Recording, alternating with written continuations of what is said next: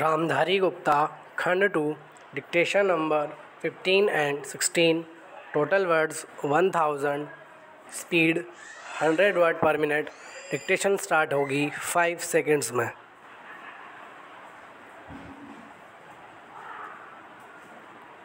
Dictation start. महोदय, देश की लगभग 3/4 जनसंख्या गांवों में रहती है, जिनकी आय कम होने के साथ साथ शिक्षा, स्वास्थ्य, पेयजल आदि अन्य आवश्यक सुविधाएं भी उन्हें पर्याप्त मात्रा में उपलब्ध नहीं है। ग्रामीण क्षेत्रों और ग्रामीण विशेषकर अनुसूचित जातियों, जनजातियों, कमज़ोर वर्गों और गरीबी की रेखा से नीचे रहने वाले लोगों का विकास एवं गरीबी उन्मूलन भारत की विकास योजनाओं का प्रमुख उद्देश्य रहा है। ग्रामीण विकास का व्यापक दायरा है, जिसमें ग्रामीण क्षेत्रों एवं ग्रामीणों के जीवन स्तर का सर्वांगीण विकास शामिल है। इसका अर्थ निर्धनतम लोगों की अपने स्थानीय सामाजिक एवं आर्थिक परिस्थितियों में उत्पादन क्षमता की वृद्धि है। ग्रामीण विकास की प्रक्रिया में पूंजी का निवेश एवं उसका विस्तार, उत्पादक शक्तियों का विकास तथा निर्धन एवं बेरोजगार ग्रामीणों का अर्थव्यवस्था के उत्पादक विकासशील क्षेत्रों में सम्मिलित होना आवश्यक है। मंत्रालय की गतिविधियों का मुख्य उद्देश्य गरीबी पर सीधा प्रहार है, जिसके अंतर्गत विशेष मजदूरी, रोजगार व स्वरोजगार कार्यक्रम, भूमि सुधार, बंजर भूमि विकास एवं जल संभरण विकास कार्यक्रम हैं। इनमें स्वच्छ पेयजल की व्यवस्था, ग्रामीण स्वच्छता, कृषि विपणन, ग्रामीण आवास है तथा लोक कार्यक्रम तथा ग्रामीण प्रौद्योगिकी विकास परिषद द्वारा सहायता और राष्ट्रीय ग्रामीण विकास संस्थान एवं कृषि विपणन केंद्र के माध्यम से प्रशिक्षण की व्यवस्था शामिल है। पैरा गरीबी उन्मूलन के प्रयासों का महत्व इसकी योजनाओं के आवंटन में वृद्धि को बताता है। जहां 9वीं योजना में इसका परिव्यय 40,000 करोड़ रुपए था, उसे बढ़ाकर 10वीं योजना में 80,000 करोड़ रुपए कर दिया गया है। इस बढ़े हुए परिव्यय के साथ साथ जैसा कि पंचायती राज संस्थाओं से बेहतर महत्वपूर्ण संविधान अधिनियम 1992 में बताया गया है, लोगों की कार्यक्रमों में बेहतर भागीदारी प्राप्त होगी, जिससे निर्धन ग्रामीणों के जीवन स्तर में सुधार लाने के प्रयास को नई दिशा प्राप्त होगी। ग्रामीण क्षेत्रों में गरीबी उन्मूलन के राष्ट्रीय प्रयास किए जा रहे हैं। अल्प बेरोजगारी व रोजगारी से जुड़ी है। यद्यपि विकास की सामान्य प्रक्रिया के अधीन ही उत्पादक रोजगार के अधिकाधिक अवसर सृजित किए जाते हैं, फिर भी ग्रामीण लोगों के लिए रोजगार पैदा करने तथा आय के कुछ न्यूनतम स्तर प्राप्त करने हेतु विशेष रोजगार कार्यक्रमों की जरूरत है। उपर्युक्त उद्देश्य को ध्यान में रखते हुए समय समय पर रोजगार सृजन की विभिन्न योजनाएं चलाई गई थी।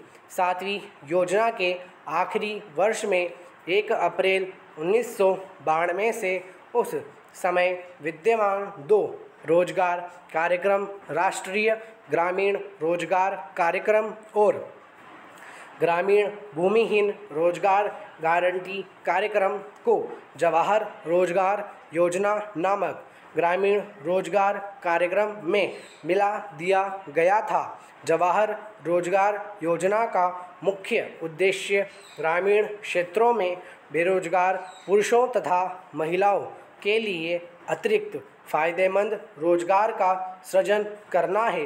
ग्रामीण आर्थिक आधार ढांचे को सुदृढ़ बनाकर सतत आधार पर रोजगार के अवसर सृजित करना है। पैरा महोदय, सामुदायिक और सामाजिक परिसंपत्तियां सृजित करना ग्रामीण गरीबों को प्रत्यक्ष तथा निरंतर लाभ पहुंचाने हेतु उनके लिए परिसंपत्तियों का निर्माण करना, मजदूरी स्तरों पर सकारात्मक प्रभाव डालना, ग्रामीण लोगों के जीवन स्तर में समग्र रूप से सुधार लाना, गरीबी की रेखा से नीचे बसर करने वाले लोग लक्षित वर्ग हैं।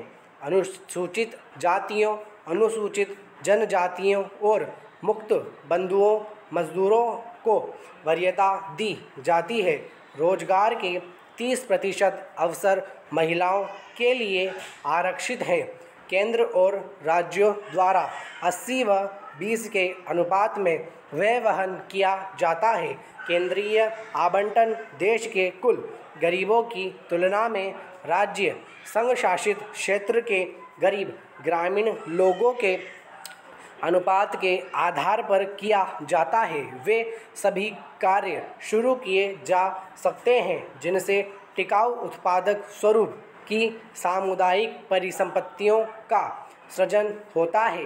पंचायत समिति द्वारा परियोजना का मूल्यांकन और अनुमोदन किए जाने के पश्चात उसे अनुमोदन देने हेतु ग्राम पंचायत सक्षम है।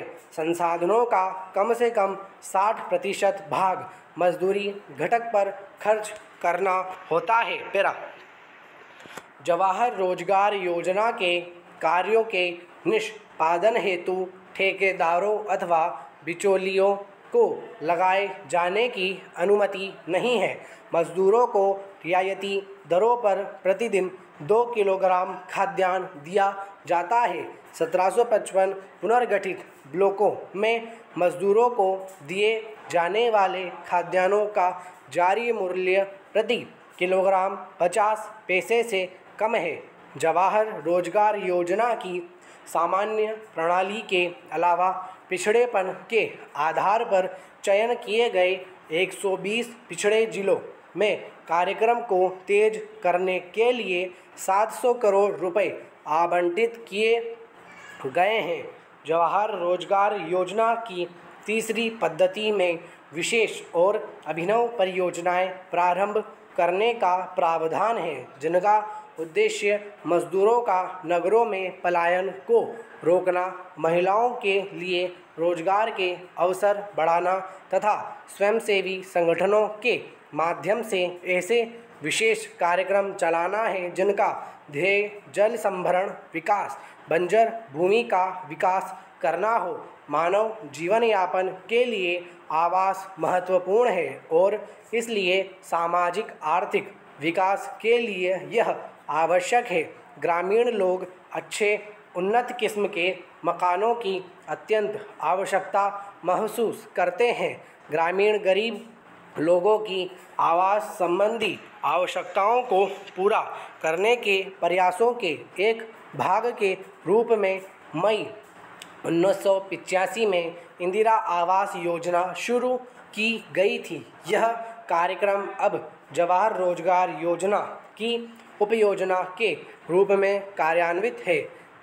इस कार्यक्रम का उद्देश्य गरीबों में निर्धनतम लोगों के लिए निःशुल्क रिहायशी मकानों का निर्माण करना है। ग्रामीण क्षेत्रों में अनुसूचित जातियों, अनुसूचित जनजातियों तथा बंधुआ मजदूरों को वरीयता दी जाती है। जवाहर रोजगार योजना के तहत राष्ट्रीय स्तर पर 10% संसाधन इस कार्यक्रम के लिए निर्धारित किए जाते हैं। जिलों में निधियों का वितरण अनुसूचित जातियों, अनुसूचित जनजातियों तथा मुक्त बंधुआ मजदूरों की कुल ग्रामीण जनसंख्या में से इस विशेष वर्ग के गरीबों के अनुपात के अनुसार किया जाता है। मकानों का आवंटन लाभभोगी परिवार की महिला सदस्य के नाम किया जाता है। स्टॉप।